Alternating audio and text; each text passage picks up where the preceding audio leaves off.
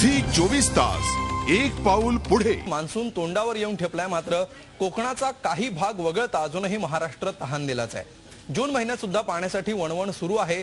शेतकरी आभाळाकडे डोळे लावून बसले। संपूर्ण महाराष्ट्रामध्ये काय परिस्थिती आहे याचा आमच्या प्रतिनिधींनी घेतलेला हा आढावा। गेटवे ऑफ इंडिया हे इंडियाचं किंवा भारताचं प्रवेशद्वार म्हणून ओळखलं जातं आणि मुंबईकरांना आता या प्रवेशद्वारातून मान्सून कधी एकदा मुंबईत येतोय याची प्रतीक्षा आहे। वास्तविक पाहता 6 जूनच्या आसपास केरळवरून रत्नागिरीच्या हर्णे बंदरामध्ये हा मान्सून पोहोचला होता। केरळमधून रत्नागिरीच्या हर्णे बंदरात एका दिवसाच्या विक्रमी वेळेत हा मान्सून रत्नागिरीच्या हर्णे बंदरात पोहोचला, मात्र त्यानंतर मुंबईकडे तो सरकलेला नाहीये। हवामानाची जी कंडिशन असते ती त्याला कारणीभूत आहे। मान्सून येण्यास पुढे सरकण्यासाठी कमी दाबाचा पट्टा निर्माण होऊन आणखीन काही हवामानाची स्थिती पोषक असणं आवश्यक असतं, मात्र तसं झालेलं नाहीये।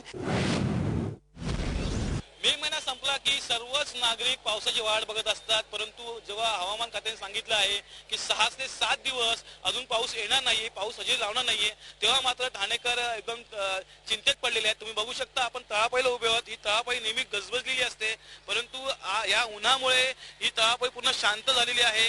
लोक घरातच राहणे पसंत करतात। आपल्यावर काही वरिष्ठ लोक आहेत, त्यांच्याकडून जाणून घ्या। सर, किती त्रास होता उन्हाने आणि अजून पावसाळ्यात 3 ते 4 दिवस येणार नाहीये? भयंकर त्रास होतोय। सकाळपासून आता आम्ही घरातून आत्ता निघालोय, कारण आमचं अर्जंट काम होतं म्हणून त्या कामाच्या निमित्तानं आम्ही बाहेर पडलेलो आहे। नाही तर या उन्हात निघूशं वाटत नाही घरातनं, अशी परिस्थिती झालेली आहे। सकाळच्या वेळी वातावरण काहीसं ढगाळ असतं, मात्र दुपार होताच अक्षरशः उन्हाचे चटके जाणवायला सुरुवात होते। गेल्या आठवडाभर पुणेकरांना एक चिंता सतावते। आभाळ येतं, ढग दिसतात, मात्र पाऊस येत नाही। पुण्यामध्ये मोठी समस्या आहे ती पाणी टंचाईची। पाणी कपात सध्या महापालिकेकडून सुरू आहे। एकच वेळ पाणी पुरवलं जातं आणि अनेक भागांमध्ये, आत्ता आपण आहोत सुतारदऱ्यामध्ये, इथली परिस्थिती आपण पाहू शकतो। पुण्यामध्ये अशीच परिस्थिती अनेक ठिकाणी आहे। हंडाभर पाण्यासाठी या ठिकाणी तरसावं लागतंय, वनवन फिरावं लागतंय। पुणेकरांच्या मनामध्ये मान्सून विषयी चिंता आहे। काय म्हणाल तुम्ही आजच्या परिस्थितीत? गेले 5 ते 6 दिवस झालं सगळं आभाळ होतं, सगळं ढग येतात, परंतु संध्याकाळी काही पाऊस पडत नाही। परंतु यामुळं पुणे शहरामध्ये पूर्ण नागरिकांचे पूर्णपणे पाण्याचे हाल चालू आहेत। नुकत्याच झालेल्या वळिवाच्या पावसानंतर जिल्ह्याच्या पश्चिम भागातील काही शेतकऱ्यांनी मशागती करून पेरण्या उरकलेल्या आहेत। त्यामुळे आता जर 20-1 दिवसाच्या आत जर मान्सून आला, पाऊस पडला नाही किंवा मान्सून बरसला नाही, तर मात्र त्यांच्यावर चिंता करण्याची वेळ येईल। आणि त्याचप्रमाणे पूर्व भागामध्ये परतीच्या मान्सूनवर बऱ्यापैकी शेती होते, त्यामुळे हा मान्सून लाभला तर परतीचा मान्सून लाभेल आणि पर्यायानं पूर्व भागातील खरीपाची शेती सुद्धा तशी तितक्याच ह्यानी धोक्यात येईल, किंवा तिथं तेवढं शेतीचं उत्पन्न मिळणार नाही अशी परिस्थिती आहे। त्यामुळं जिल्ह्यातील सर्व शेतकरी आणि सर्वच जण मान्सूनची आतुरतेनं वाट पाहत आहेत। आता आपण सांगलीतील ऐतिहासिक अशा आयर्विन पुलाच्या समोर उभे आहोत। या पुलाने अनेक पूर पाहिलेले आहेत।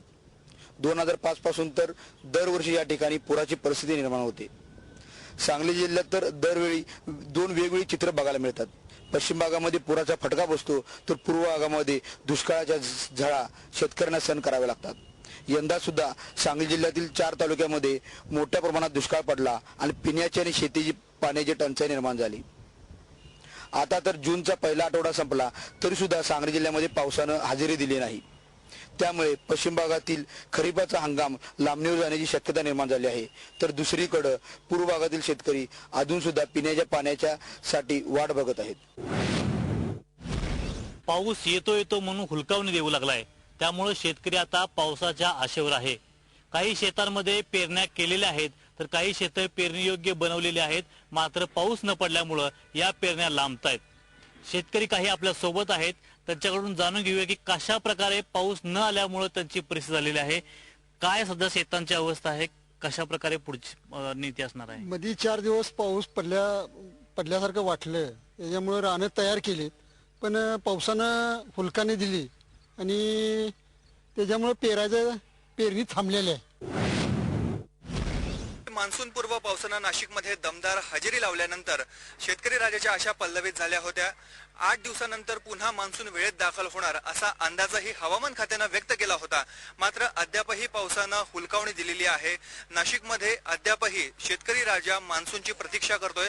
आपण आता आहोत रामकुंड परिसरातील गंगा घाटाच्या भाजी बाजारामध्ये. अनेक शतकांची परंपरा या भाजी बाजाराला आहे.